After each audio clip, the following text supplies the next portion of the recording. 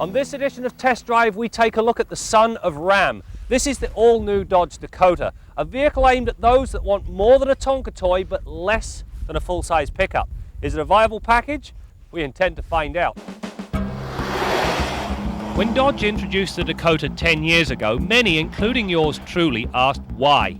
Is there a real need for a truck that is only slightly larger than a compact pickup and marginally smaller than a full-size jobby?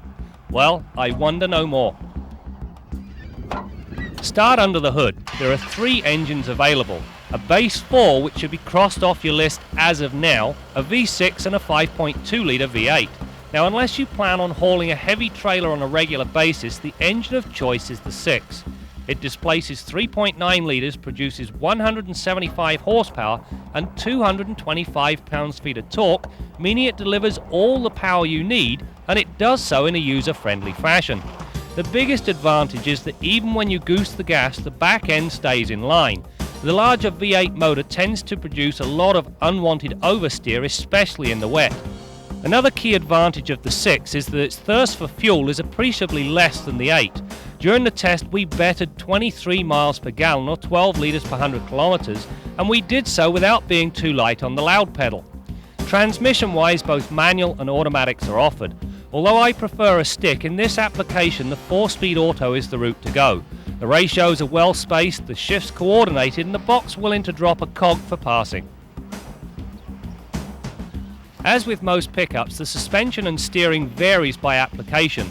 The 4x4s get front torsion bars, rear leaf springs and a steering box. The 4x2 uses coil springs, the same rear leaf springs, but rack and pinion steering. This is where you have to think. Unless you have a specific need for 4-wheel drive, take the rear driver. The handling characteristics are much crisper, the steering far more precise, and the overall road manners remarkably good for a pickup. Understeer and oversteer are benign, body roll almost non-existent, and the turn-ins are hassle-free. Now, you know, I can't remember the last time I said anything like that about a pickup. Perhaps the best investment you can make for your pickup truck is a box liner. It prevents untold damage. So how do you choose a good one from a bad one?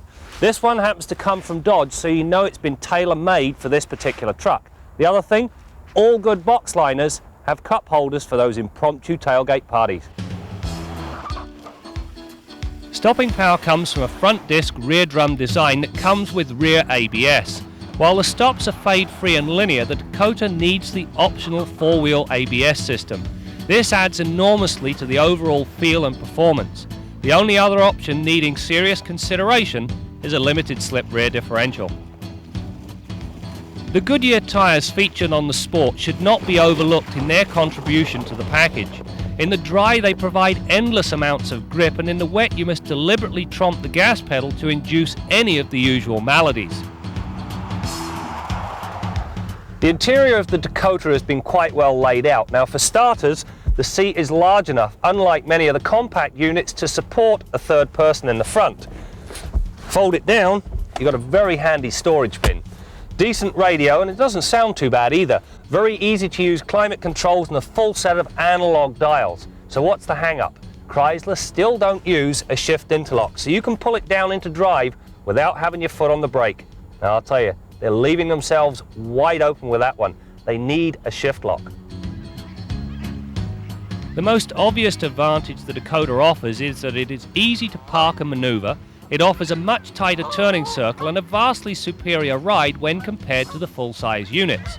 As for payload, you can stuff 2,600 pounds into the bed and when properly equipped, tow a 6,800 pound trailer. This is where the little guys get lost. So is the Dakota a viable unit? You bet. It gives you near full-size capacity without the full-size headache. It also runs rings around the compact unit, so in short, if you're in the market for a pickup truck, the Dakota should be on your list.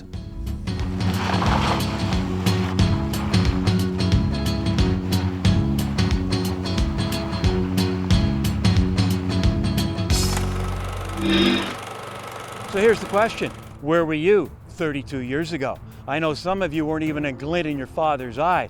As for me, well, I was in diapers but found time to get Motoring TV off the ground. And today I like to think we've got one of the best automotive video libraries in the world. If you agree, please give us the thumbs up and also subscribe.